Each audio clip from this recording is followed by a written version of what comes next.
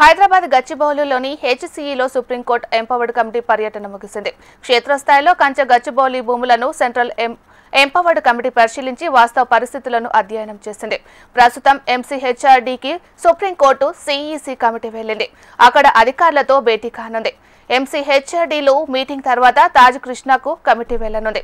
తాజ్ కృష్ణలో 5గురితో కమిటీ సభ్యులు భేటీ కానున్నారు. ఈ భేటీలో భాగంగా మాజీ మంత్రి హరీష్ రావుతో పాటు దాసోజు స్టెవెన్ విద్యార్థి సంఘాల నేతలకు సుప్రీంకోర్టు ఎంపవర్డ్ కమిటీ అపాయింట్మెంట్ ఇచ్చింది.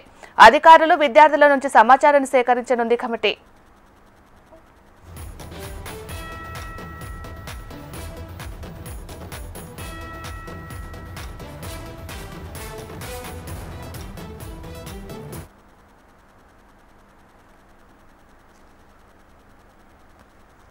హైదరాబాద్ గచ్చిబౌలిలోని హెచ్సీఈలో సుప్రీంకోర్టు ఎంపవర్డ్ కమిటీ పర్యటన ముగిసింది. క్షేత్రస్థాయిలో కంచె గచ్చిబౌలి భూములను సెంటర్ ఎంపవర్డ్ కమిటీ పరిశీలించి వాస్తవ పరిస్థితులను అధ్యయనం చేసింది.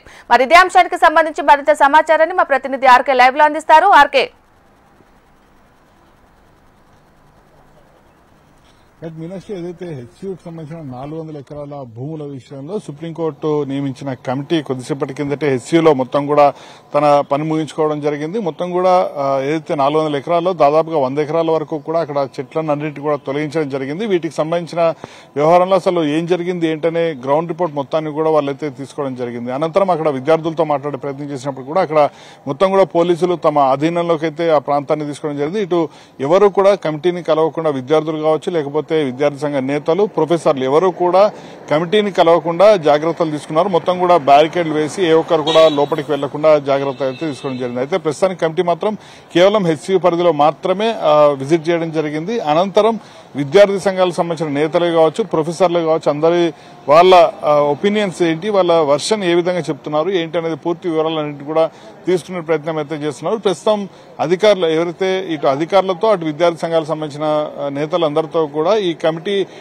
ఎంసీహెచ్ఆర్డీలో అయితే భేటీ అవ్వడం జరిగింది. ఎంసీహెచ్ఆర్డీలో ప్రధానంగా విద్యార్థి సంఘాలకు సంబంధించిన నేతలు ఎవరైతే ఉన్నారో వాళ్ళతో ప్రధానమైన అంశాలు ఏవైతే ఈ 400 ఎకరాల భూమి అంటే ఇది మొత్తం కూడా హెచ్సీయూకే ఆనుకునుంది, వాటికి సంబంధించిన వివరాలు, అలాగే ఎన్నేళ్లుగా అక్కడ ఆ భూమి మొత్తం కూడా హెచ్సీయూ ఏమైనా వినియోగించుకోవడం జరుగుతుంది, ఈ వివరాలన్నింటి కూడా విద్యార్థి సంఘ నేతల నుంచి తెలుసుకోవడం జరుగుతుంది. అలాగే ఆ భూమి ప్రభుత్వానికి సంబంధించి వినియోగించుకుంటే ఇటు హెచ్సీయూకి వచ్చిన విద్యార్థి సంఘాలకు వచ్చిన నష్టం ఏంటి, ఈ వివరాలన్నింటి కూడా పూర్తి స్థాయిలో అడిగి తెలుసుకునే ప్రయత్నం అయితే చేస్తుంది. మరోవైపు ఇటు అధికారులు కూడా ఇక్కడికైతే రావడం జరిగింది. అధికారుల నుంచి కూడా ఈ 400 ఎకరాల భూమికి సంబంధించిన వ్యవహారంలో అసలు ప్రభుత్వానిదా ఫారెస్ట్ భూమా, గతంలో సుప్రీంకోర్టు ఫారెస్ట్ భూమి అని నిర్ధారించడానికి గతంలో సుప్రీంకోర్టు కమిటీ ఏర్పాటు చేసిన వ్యవహారంలో సుప్రీంకోర్టు చెప్పడం జరిగింది. ఒక ఎకరం భూమి ఉంటే 500కు పైగా చెట్లు ఉంటే దాన్ని ఫారెస్ట్ ల్యాండ్ గా గుర్తించాలంటూ కూడా గతంలో సుప్రీంకోర్టు ఒక తీర్పు చెప్పడం జరిగింది. దానికి సంబంధించి అక్కడ ఎన్ని చెట్లు, ఎకరానికి ఎన్ని చెట్లు ఉండేవి, అలాగే ఇప్పటి వరకు తొలగించిన చెట్లు ఎన్ని తొలగించడం జరిగింది, ఇంత హడావిడిగా తొలగించడానికి గల కారణాలు ఏమిటి, అలాగే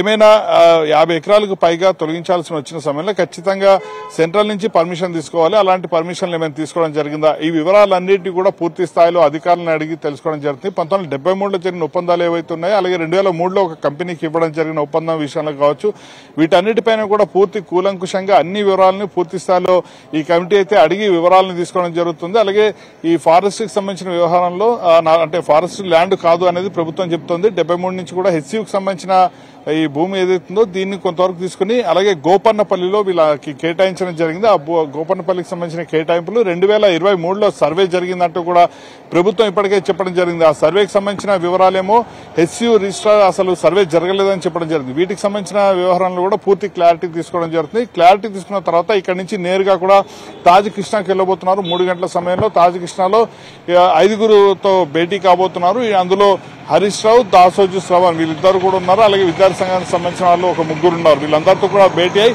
వాళ్ళ ఒపీనియన్ ఏంటి, అలాగే ఈ భూమికి సంబంధించిన వ్యవహారంలో వాళ్ళకు వచ్చిన అబ్జెక్షన్స్ ఏ విధంగా ఉన్నాయి, దీన్ని ఏ విధంగా కన్వర్ట్ చేయాల్సిన అవసరం ఉంది ఏంటి అనే పూర్తి వివరాలన్నింటినీ కూడా వాళ్ళని కూడా అడిగి తెలుసుకోబోతున్నారు. ఈ వివరాలన్నింటినీ తెలుసుకున్న తర్వాత మొత్తం కూడా వీటన్నింటినీ కూడా క్రోడీకరించి మొత్తం డీటెయిల్స్ అన్నింటినీ కూడా ఒక డిజిటల్ రూపంలో సిద్ధం చేసిన తర్వాత సుప్రీంకోర్టు సీజేకి అయితే ఇవ్వడం జరుగుతుంది. అయితే ఇప్పటివరకు కూడా లోపల ప్రస్తుతం అధికారులందరితో కూడా భేటీ అవ్వడం జరిగింది. అధికారులు కూడా ఇప్పటికే అక్కడ చేరుకుని దానికి సంబంధించిన రెవెన్యూ రికార్డ్స్ కావచ్చు, లేకపోతే అప్పుడు ఉన్న నక్షా కావచ్చు, వీటన్నిటికి సంబంధించిన డీటెయిల్స్ అన్నిటి కూడా హెచ్సీయూ అయితే సుప్రీంకోర్టు నియమించిన కమిటీ ఉందో ఆ కమిటీకి అయితే వివరాలన్నింటినీ కూడా ఇచ్చే ప్రయత్నం అయితే చేస్తున్నారు. Meenakshi. Right, thank you RK.